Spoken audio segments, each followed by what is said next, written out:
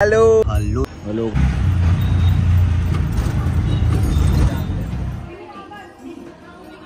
Guys मैं बहुत ज़्यादा परेशान हो चुका हूँ। मेरी ट्रेन नहीं आई अभी तक, 3 घंटे हो गए हैं। 1:51 की ट्रेन थी, 5 बज गए हैं। उस दौरान मेरा दिमाग फट चुका है। समय हो रहा था 6:28 और ट्रेन के आने का कोई अता पता नहीं था। तो जाहिर सी बात है, चेहरे पर मायूसी तो छाएगी ही। खैर ये भी ठीक है, थोड़ा और सह लेंगे। कहते हैं सब्र का फल मीठा होता है। हाँ, आखिरकार 7 घंटे का लंबा इंतजार करने के बाद हमारी ट्रेन आ चुकी थी। ट्रेन में तुरंत बैठने के बाद ना कुछ सोचा ना कुछ समझा, तुरंत अपना बिस्तर पकड़ा और सो गए। और होटा रात में 3 बजे। 3 बजे हमें मिले 3 भाई और उनके संग खेले 3 पत्ती। फिर क्या हो गई सुबह और हमारी मंजिल हमारे पास आते जा रही थी। तो फाइनली 15 या 16 घंटे के बाद अब हम पहुंचने वाले हैं वाराणसी जंक्शन। अंदर से ही बहुत ज़्यादा खुशी हो रही है, मतलब एक होता अंदर से एक्साइटमेंट। तो बस मैं पहुंचने वाला हूँ और जो मैं 1 महीने से नहाया नहीं हूँ, अपना सपना पूरा करूँगा। 1 महीने का कोटा 1 दिन में पूरा करूँगा, जाके घाट पर नहाऊंगा। 10 किलोमीटर रह गया है, बस 10 किलोमीटर।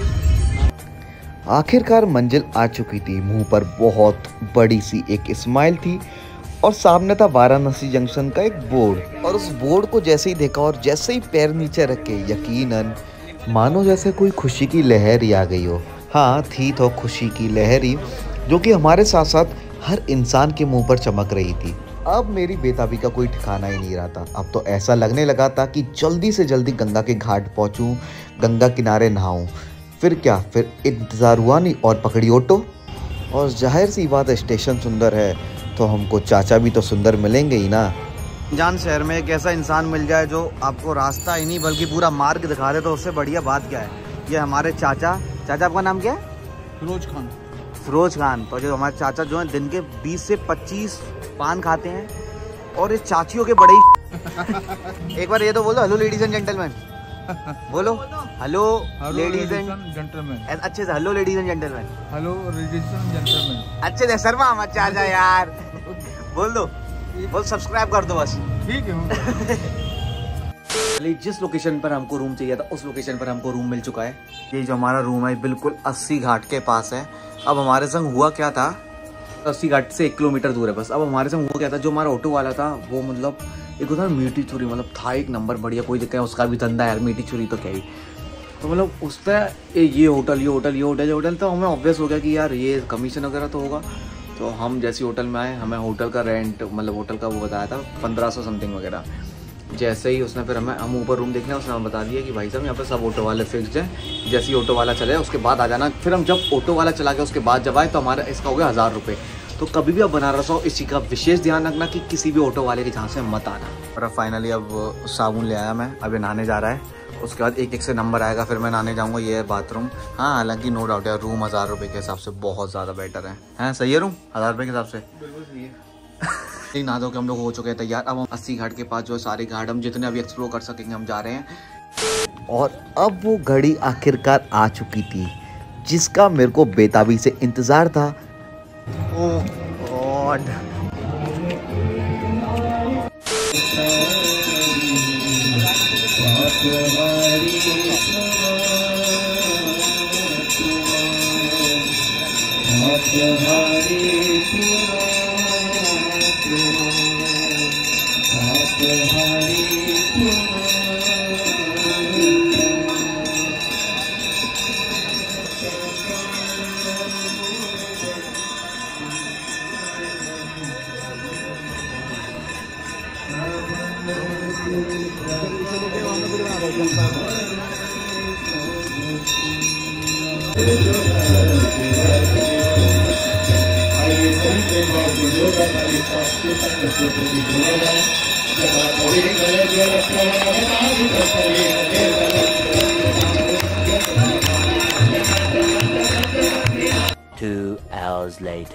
आरती करने के बाद हम लोग निकल दिए मणिकर्णिका घाट। एक ऐसा घाट जिसके हजारों रहस्य हैं, एक ऐसा घाट जिसके पास जाने से हर कोई डरता है, एक ऐसा घाट जहाँ पर दिन में 300 से ज्यादा चिताएं जलाई जाती हों, और वो भी लगातार 3000 सालों से ये कार्य होते हुए आ रहा है।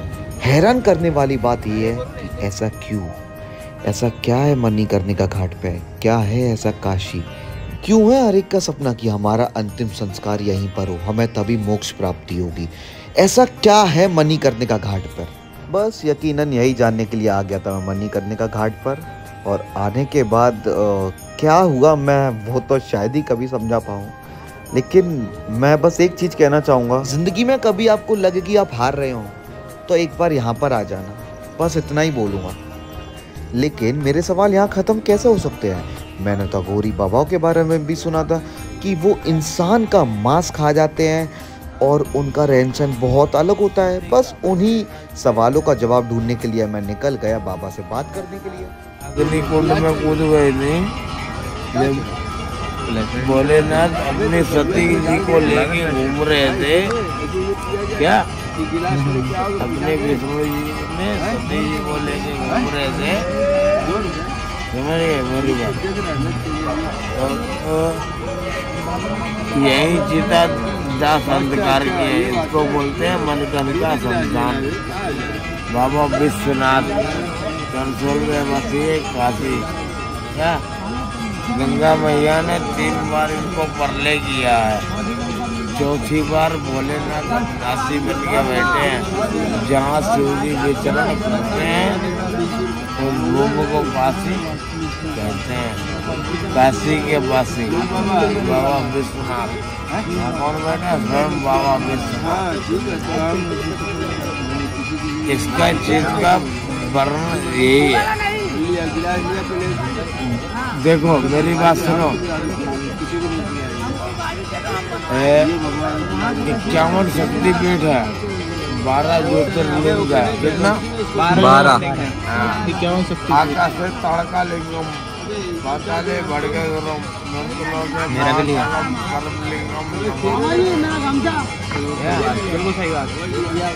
आकाश से ताड़का लिंगम, ताले भटके गरम, मृत्यु के महाकालम। 12 ज्योतिर्लिंग है, 51 शक्तिपीठ है। क्या 51 शक्तिपीठ है? काशी त्रिशूल में बसी है। काशी किसमें? त्रिशूल में बसी है काशी। यहाँ बैठे स्वयं बाबा विश्वनाथ अविनाशी। क्या बोला? ये बात सत्य है बेटा। प्रत्यक्षम के परमाणम स्वादे से पूजते राजा विद्वान सर्वदेश से। विद्वान की अपने देश में ही पूजा है, राजा की अपने देश में ही पूजा होगी। विद्वान की कहीं भी जाए। अंडरवर्ल्ड की महाकाल उज्जैन, उज्जैन में जाएगा ना, एक पंडित की रोज चिता भस्म जाती है उज्जैन में। अब बंद कर दी बाबा? तो बंद नहीं कर दिया आपने? बंद नहीं, सब चालू है। वो कंडे से? हाँ, कंडे से नहीं, रोज एक पंडित की चिता भस्म चढ़ती है आज भी। बाबा महाकाल उज्जैन में मैं खूनी नागा बाबा हूँ। अंडरवर्ल्ड किंग महाकाल उज्जैन का मैं नागा बाबा हूँ। उठा पटक भैरव में स्टेशन के बाहर बनाया हूँ बेटा। मैं इंटरनेशनल बाबा हूँ क्या? अघोरी बाबा। लेकिन मेरे को कुछ किसी से लेना नहीं देना। तुम्हारे से कोई 1 रुपया का प्रेम नहीं है कि तुम मेरे पास बैठे हो। भोलेनाथ ने अपने पुत्र को गणेश को भी नहीं छोड़ा। गणेश को छोड़ा, मुंडी काट दिया है। गजानन करा दो आनंद, सिद्धि के लाका। उतना बड़ा त्रिशूल नहीं होगा जितना बड़ा मेरे अखाड़े में है। शिप्रा नदी के किनारे रामगढ़ में बेटा हम नागा बाबा है। गर्व से कहो हम हिंदू सनातनी। सनातन संत सनातन हरि कथा तुलसी दुर्लभ होए। और देखो तुलसी पंछी के पिए घटे न सरता नीर। दान दिए धन न गड़े जो सहाय रघुवीर। सब साथ भोलेनाथ को डमरू में जाना पड़ता है। तुम दान किया वो तेरा व्यर्थ न जाए। कि बोले बालक क्या हुआ तुझे, कि जो तो बात काटता जाता है, क्या न्योतारी ब्राह्मण समझा, जो हमें डांटता जाता है। सब क्या बोले? यहाँ कुहड़ बतिया क्यों ना है, जे तर्जनी देख मर जाए बोले। तब बोले परशुराम जी कि धिक्कार हमारी भुजाओं को, जो इस पर नहीं प्रहार किया है, व्यर्थ को लौड़ा ये मेरा, जो इसे नहीं संघार किया। तब बोले कि राम रमापति कर धर ले वो, खींचो चाप बिटे संदेह। राम जी ने खुद बोल दिया कि विप्र धेनी ये रघुराई, ओ अभय हो जो तमें जगाई। कि परसों परसा परशुराम हो, आप उनके छोटा सा नाम है राम है। कि राम खड़े हैं सामने और पड़े लखन जी बोल, और रक्त बरने ना हुए हृदय रहा डोल। क्या? राम खड़े हैं सामने पड़े। और इसी तरह सारे प्रश्नों का जवाब जानने के बाद हम लोग निकल दिए अपना ध्यान लगाने के लिए, क्योंकि हमें हालांकि बहुत सारे प्रश्नों का जवाब मिल गया था और हमें बहुत सारी नई चीज़ जानने को मिली। जैसे श्री हरि विष्णु जी ने सबसे पहले यहाँ पर स्नान किया था इस घाट पर, और माँ सती का अंतिम संस्कार भी इसी घाट पर हुआ था भोलेनाथ के द्वारा, जिस कारण इस घाट को महाशमशान घाट बोला जाता है। और तो और यहाँ पर माँ सती का कुंडल गिरा था, जिसके कारण इस घाट का नाम मणिकर्णिका घाट रख दिया गया। सबसे हैरान कर देने वाली बात ये थी कि यहाँ पर वेश्याओं के नृत्य से लेकर चिता की राख से होली तक खेली जाती है। खैर, मेरे को यहाँ पर ध्यान लगाना बहुत ही ज़्यादा मुश्किल होता जा रहा था। एक मन में एक बेचैनी सी हो रही थी, मेरे को नहीं पता क्यों, लेकिन उस बेचैनी के साथ मैं बार बार अपने ध्यान लगाने में नाकामयाब हो रहा था।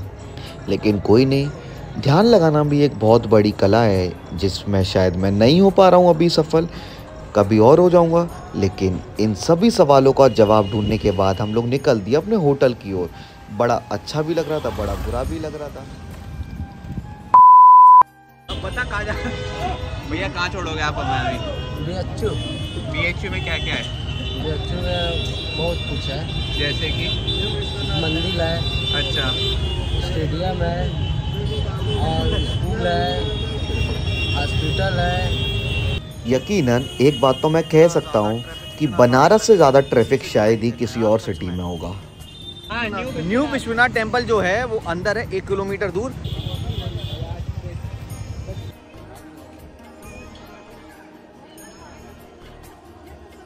और ये न्यू विश्वनाथ टेम्पल, जिसके अंदर हम लोग आ चुके हैं। बहुत ठंड है यहाँ पर, बहुत ठंड है, और ऊपर से सॉक्स उतार के और आए हैं तो और ज़्यादा ठंड लग रही है हम लोगों को।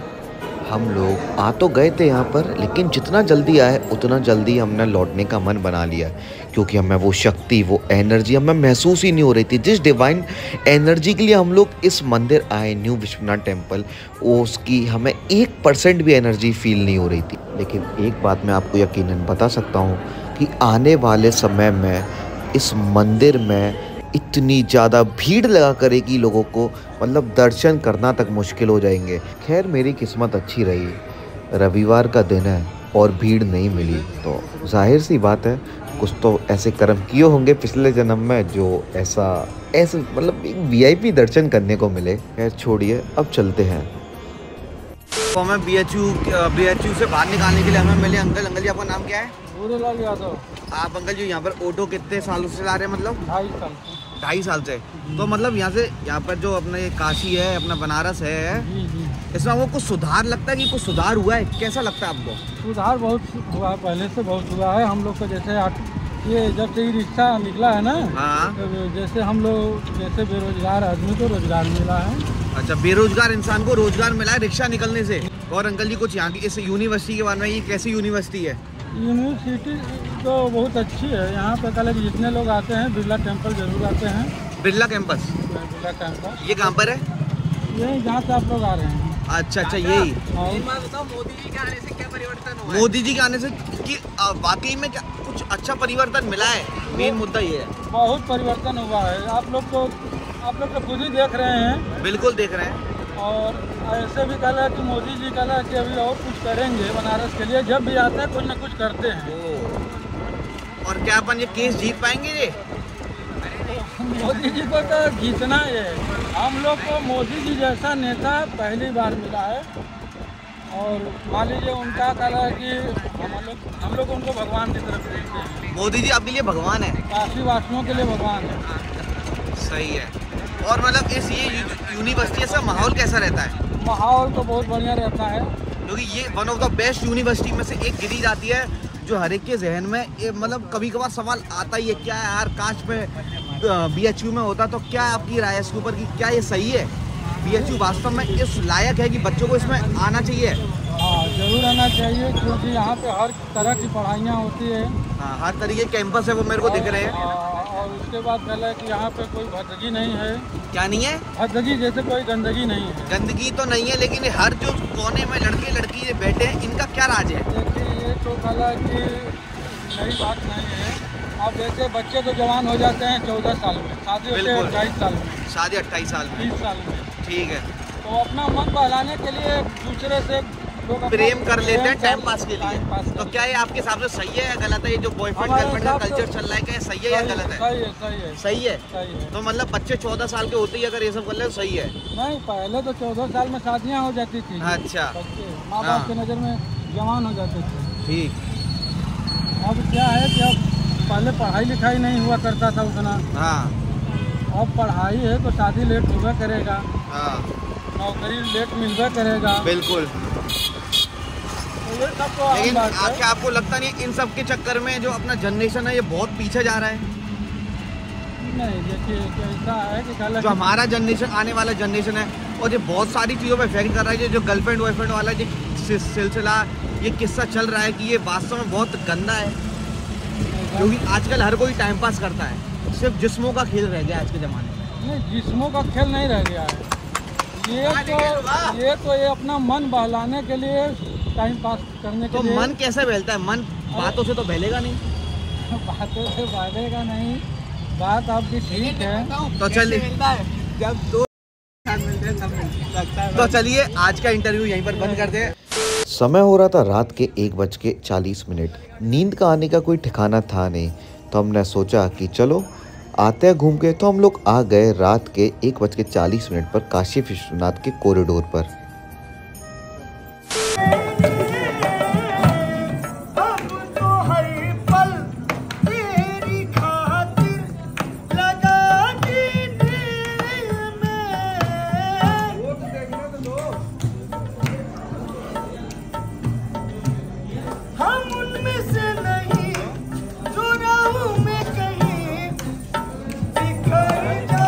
अब इन प्यारे लोग और इस प्यारी सी धुन को हमेशा के लिए अपने दिल में रखकर समय हो चुका था इन प्यारे से लोगों से एक अलविदा कहने का। अलविदा इसलिए कहना पड़ा क्योंकि हम लोगों को बैग पैक करना था और साथ ही साथ इस शहर को भी कल अलविदा कहना था। हाँ, मन तो बिल्कुल नहीं था अपने घर वापस जाने का। हाँ, हालांकि घर वालों से जूते चप्पल भी नहीं खाने थे, फिर क्या, निकलना पड़ा। भाई अब हो चुका है मेरे जाने का समय, मेरी वतन वापसी का समय हो चुका है। तो DSS भाई और राघव, इन दोनों को छोड़ के मैं जा रहा हूँ। तो DSS भाई, कैसी रही तुम्हारे 3 दिन निखिल शर्मा के साथ, कैसे रहे? बहुत बढ़िया रहे। बहुत बढ़िया रहे। वो तो सही है, लेकिन थोड़ा अंदर से थोड़ा ओवर एक्टिंग भी कर तो अच्छा लगे यार। अरे घंटा इतना झूठा बंदा है, ऊपर से कुछ काम करनी है। और राघव कैसी रही? मजे आए। हाँ, मस्त मजे आए। ओवरऑल लोगों को बनारस आना चाहिए, नहीं आना चाहिए? बिल्कुल आना चाहिए। आप बनारस आ जाओगे, पर बनारस आपको नहीं जाना चाहिए। ऐसी बात है। तो तू क्यों जा रहा है अभी? जाना मजबूरी है। खैर, अब समय आ चुका था बनारस को अलविदा कहने का। ये अलविदा कहना मेरे लिए मुश्किल तो था। वो कहते ना, some goodbye is very hard, ऐसा कुछ अंग्रेजी में कुछ कहावत है। हाँ, आज ये महसूस भी हुआ ये गुड बाय हमारे लिए मुश्किल ही नहीं बल्कि नामुमकिन सा लग रहा था। बिल्कुल अब ऐसा लगने लगा था फिर से अपनी उसी दुनिया में अपनी ज़िंदगी की भागदौड़ में व्यस्त हो जाएंगे। इस इंसान की तरह अपनी ज़िंदगी को बताएंगे, बिल्कुल अकेले हो जाएंगे, बिल्कुल तन्हा हो जाएंगे। लेकिन क्या करें, जब तक ज़िंदगी वैसी नहीं हो, ज़िंदगी में कठिनाई नहीं हो, ज़िंदगी में भागदौड़ नहीं हो, तो उस ज़िंदगी को जीने में मज़ा ही क्या। चैनल को सब्सक्राइब करें, लाइक करें, कमेंट करें। लाइक के लिए सब्सक्राइब